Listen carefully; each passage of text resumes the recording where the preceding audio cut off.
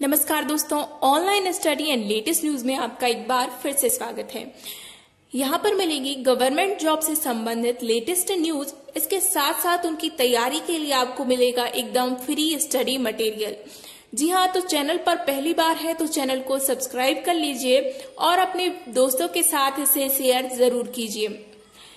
मित्रों, हाल ही में निकलने वाली है एमपी पुलिस भर्ती, तो यहाँ पर हम कंप्लीट करेंगे एमपी पुलिस का कंप्लीट सिलेबस। पूरा सिलेबस यहाँ पर कवर करने वाले हैं। तो आज हम पढ़ने वाले हैं नंबर सिस्टम, संख्या पद्धति, संख्याओं के प्रकारों के बारे में हम इस वीडियो में फुल पढ़ने वाले हैं कि कितने प्रकार की संख्याएं होती हैं और उससे रिलेटेड क्वेश्चन किस प्रकार से आ सकते हैं। तो वीडियो को एंड तक देखिए। संख्या पद्धति, सबसे पहले आते हैं संख्याओं के प्रकार। संख्याओं के प्रकार में जब हम पढ़ते हैं तो फर्स्ट नंबर पे आता है प्राकृतिक संख्याएं। तो प्राकृतिक संख्याएं क्या होती हैं? प्राकृतिक संख्याएं वे संख्याएं होती हैं जो एक से शुरू होती हैं, एक से प्रारंभ होती हैं और कहां तक जाती हैं? 1, 2, 3, 4 और इस प्रकार जाती हैं अनंत तक, इनफाइनाइट तक जाती हैं। वे कहलाती हैं प्राकृतिक संख्याएं। सेकंड नंबर पर आता है पूर्ण संख्याएं। देखिए, प्राकृतिक संख्याएं और प्राकृतिक संख्याएं एक ही को बोला जाता है। फिर आती है पूर्ण संख्याएं। पूर्ण संख्याएं शून्य से प्रारंभ होती हैं और अनंत तक जाती हैं। 0, 1, 2, 3, 4 और ऐसे अनंत तक जाती हैं। प्रश्न आ जाता है कि क्या सभी प्राकृतिक संख्याएं पूर्ण संख्याएं हैं?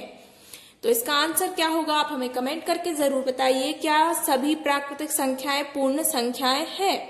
तो जी हाँ, सभी प्राकृतिक संख्याएं पूर्ण संख्याएं हैं। पर यदि आपसे पूछा जाता है क्या सभी पूर्ण संख्याएं प्राकृतिक संख्याएं हैं, क्या जो पूर्ण संख्याएं हैं ये प्राकृतिक संख्याएं हैं, तो इसका आंसर हो जाएगा नो, नहीं। सभी पूर्ण संख्याएं प्राकृतिक संख्याएं नहीं है, क्योंकि पूर्ण संख्याओं में शून्य सम्मिलित हो जाता है। शून्य हो जाने के कारण पूर्ण संख्याओं में एक संख्या जो है बढ़ जाती, एक अंक बढ़ जाता है। इसके बाद आते हैं पूर्णांक।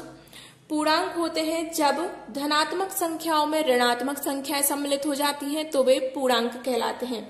सीधी सी बात है कि जिनमें ऋणात्मक और धनात्मक दोनों संख्याएं सम्मिलित होती हैं वे कहलाते हैं पूर्णांक। अब प्रश्न आता है धनात्मक और ऋणात्मक संख्याएं क्या होती हैं? तो धनात्मक संख्याएं होती हैं वे संख्याएं जो संख्या रेखा पर शून्य के दाईं तरफ स्थित होती हैं। संख्या रेखा आपने देखी होगी, यदि नहीं देखी है तो हम आपके लिए बता देते हैं। संख्या रेखा इस प्रकार से बनाई जाती है, बीच में आता है शून्य, इस तरफ होता है 1, 2 और इस प्रकार जाता है ये अनंत तक, और बाईं तरफ होती है ऋणात्मक संख्याएं, ऋण 1, ऋण 2 और ये जाता है ऋण इनफाइनाइट तक। शून्य जो है वो उदासीन होता है, ये ना तो धनात्मक होता है ये ना ही ऋणात्मक होता है। संख्या रेखा पर सबसे मध्य में स्थित होता है और संख्या रेखा पर यदि आप दाईं तरफ आगे बढ़ते हैं तो इसका मान बढ़ता जाता है। संख्या रेखा पर दाईं तरफ बढ़ने पर मान बढ़ता जाता है और बाईं तरफ जाने पर क्या मान घटता जाता है। संख्या रेखा पर मान घटता जाता है। अब आती है धनात्मक संख्याएं क्या है? तो वे संख्याएं जिनके आगे जो है धन का निशान लगा होता है वो धनात्मक संख्याएं होती है। वे संख्याएं जिनके आगे धन का निशान होता है या फिर कोई भी निशान नहीं होता। आप इसको लिख सकते हैं धन 1, धन 2 या फिर सीधा सीधा भी लिखें 1, 2, तो ये सभी क्या है? धनात्मक संख्याएं हैं। फिर आता है ऋणात्मक संख्याएं। तो ऋण 1, ऋण 2, ऋण 3 ये होती हैं ऋणात्मक संख्याएं। जिनके आगे ऋण का निशान होता है वे ऋणात्मक संख्याएं होती हैं। अब ऋणात्मक संख्याओं में सबसे बड़ी संख्या ऋण 1 होती है। अगर आपसे कोई पूछ ले कि ऋण 1 बड़ा है या फिर ऋण 100 बड़ा है, तो प्रश्न उत्तर होगा इसका ऋण 1 बड़ा है। ऋणात्मक संख्याओं में सबसे बड़ी संख्या ऋण 1 होती है। ऋणात्मक संख्या में जो सबसे बड़ी संख्या है ऋण 1 रहेगी। ठीक है, मान जितना बढ़ता जाएगा उतनी ही घटती जाएगी। जैसे ऋण 2 बड़ा है ऋण 3 से, ठीक है ना, और ऋण 1 बड़ा है ऋण 3 से। आप समझ गए होंगे। और यदि आपको मेरी पढ़ाने की स्पीड थोड़ी ज्यादा लग रही है तो आप मुझे बता सकते हैं। चूंकि ये बेसिक्स है तो मैं थोड़ा जल्दी जल्दी पढ़ा रही हूं ताकि हमें कंप्लीट सिलेबस जो है कवर करना है। फिर आती हैं परिमेय संख्याएं। तो परिमेय संख्याएं क्या होती हैं? आप परिमेय संख्याएं क्या होती हैं ध्यान से सुनिएगा। परिमेय संख्याएं वे संख्याएं होती हैं जिन्हें आप P/Q के रूप में प्रदर्शित कर सकते हैं या P/Q के रूप में लिख सकते हैं, वे होती हैं परिमेय संख्याएं। फिर से सुनिए, वे संख्याएं जिन्हें आप P/Q के रूप में लिख सकते हैं वे परिमेय संख्याएं होती हैं, जहां P को हम बोलते हैं अंश और Q को हम बोलते हैं हर। और यहाँ पर जो Q बराबर मतलब कि हर होता है वो क्या नहीं होना चाहिए, शून्य नहीं होना चाहिए। एक बार फिर से सुन लीजिए, वे संख्याएं जिन्हें P/Q के रूप में लिखा जा सकता है और Q मतलब कि हर बराबर शून्य नहीं होना चाहिए, वे संख्याएं कहलाती हैं परिमेय संख्याएं। तो चलिए परिमेय संख्याओं के हम कुछ उदाहरण देखते हैं। परिमेय संख्याओं के उदाहरण के रूप में हम लिख सकते हैं जैसे कि 1/2, 2/4, 3/6, ठीक है ना, 5/6, कोई भी संख्या आप लिख सकते हैं, वो परिमेय संख्या है। यदि मैं यहाँ पर लिख दूं 2, तो क्या 2 परिमेय संख्या है? तो हाँ जी हाँ, 2 परिमेय संख्या है। अब आप कहेंगे कैसे है? तो 2 को हम 2/1 लिख सकते हैं, इसका मान परिवर्तित नहीं होगा। आप 2 लिखें या 2/1 लिखें, इसका मान कोई परिवर्तन नहीं है, तो 2 भी परिमेय संख्या है। अगर मैं कहूँ 5 परिमेय संख्या है, तो जी हाँ 5 भी परिमेय संख्या है। आप 5 के लिए लिख सकते हैं 5/1, 5 का मान आप 5 लिखो या फिर 5/1 लिखो, दोनों का मान क्या है, समान ही है। अर्थात 5 जो है ये भी परिमेय संख्या है, जिसे आप परिभाषित कर सकते हैं, वो परिमेय संख्या हो जाती है। अब आता है अपरिमेय संख्याएं। तो अपरिमेय संख्याएं वे होती हैं जिन्हें आप P/Q के रूप में नहीं लिख सकते। आप P/Q के रूप में नहीं लिख सकते हैं, वे होती हैं अपरिमेय संख्याएं। अब प्रश्न उठता है अपरिमेय संख्याएं कौन सी होती हैं? तो जो करनी के अंदर होती हैं अभाज्य संख्याएं, करनी के अंदर अभाज्य संख्याएं अपरिमेय संख्याएं होती हैं। फिर से सुनिए, करनी के अंदर जो अभाज्य संख्याएं आती हैं जैसे कि ऋण 3 हो गया, ऋण 7 हो, करनी 3 हो गया, करनी 7 हो गया, √5 हो गया, ठीक है ना।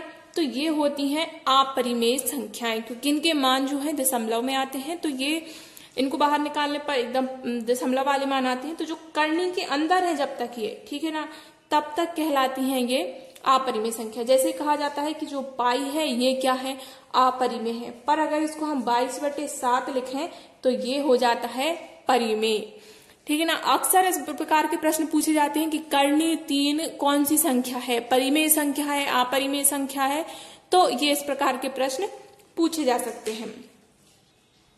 अब आती है सम संख्याएं। सम संख्याएं वे संख्याएं जो 2 से विभाजित हो जाती हैं, 2 से विभाजित हो जाती हैं, वे कहलाती हैं सम संख्याएं। 2 से विभाजित हो जाती हैं वे सम संख्याएं। 2 से विभाजित मतलब कि जिनमें जब आप 2 का भाग देंगे तो पूरी बार भाग जाएगा, तो वे हो जाती हैं सम संख्याएं। जैसे कि 4, 12, 444, इनमें जब आप 2 का भाग देंगे, 2 से डिवाइड करेंगे तो जो क्या है पूरी बार भाग जाएगा, कोई शेष फल नहीं बचेगा।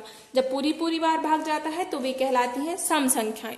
फिर आता है विषम संख्याएं। विषम संख्याएं जो 2 से विभाजित नहीं होती, मतलब कि 2 से अविभाजित रहती हैं, 2 से विभाजित नहीं होती, 2 से अविभाजित रहती हैं, वे कहलाती हैं विषम संख्याएं। उदाहरण आप देख सकते हैं 3, 5, 7, 21, ठीक है ना। तो ये कहलाती हैं विषम संख्याएं जो 2 से अविभाजित होती हैं। फिर आता है भाज्य संख्याएं। भाज्य संख्याएं वे होती हैं जो किसी भी संख्या से विभाजित हो जाएं, जरूरी नहीं है 2 से, किसी भी संख्या से विभाजित होनी चाहिए। ये शुरू होती है भाज्य संख्याएं 4 से। देखिए 4 जो है 2 से विभाजित हो जाता है, ठीक है ना, 2 एकम 2, 2 दूनी 4, किसी भी संख्या से विभाजित हो जाना चाहिए, वो कहलाती हैं भाज्य संख्याएं।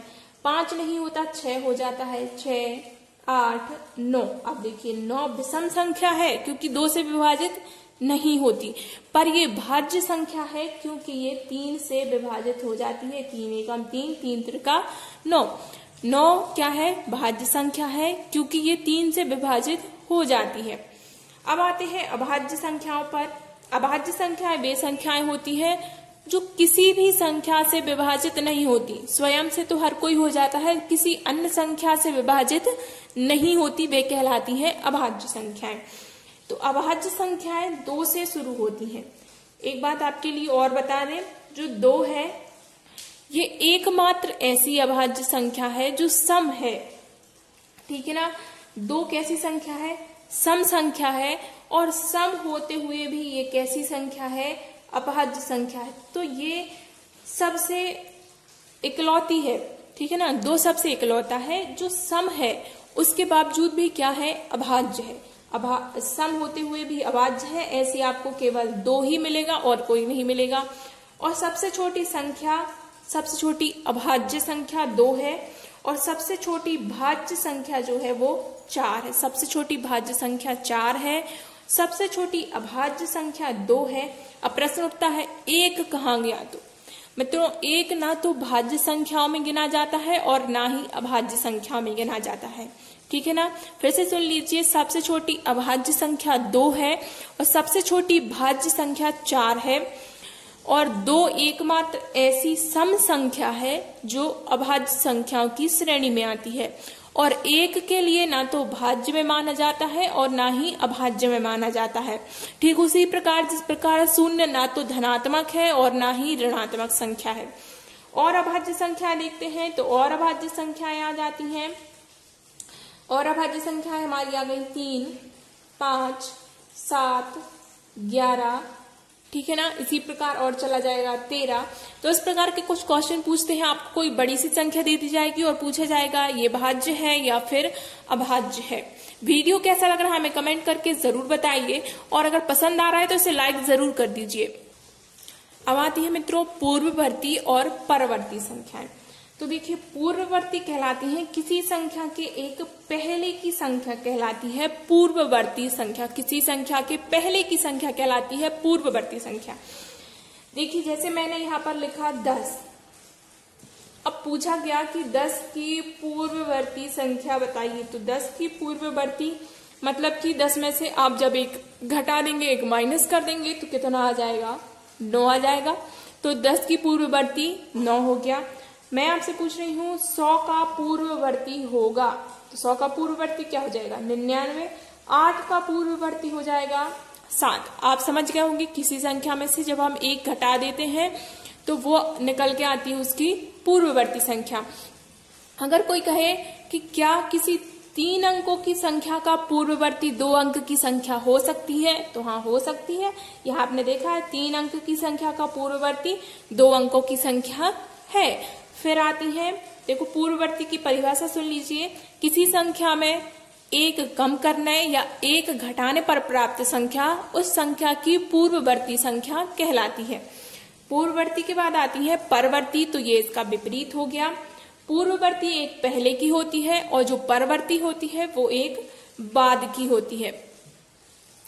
परवर्ती। अब यहाँ अगर मैं पूछूं 10 का परवर्ती क्या है, 10 का परवर्ती क्या है, तो किसी संख्या में 1 जोड़ने पर प्राप्त संख्या उसकी परवर्ती हो जाती है।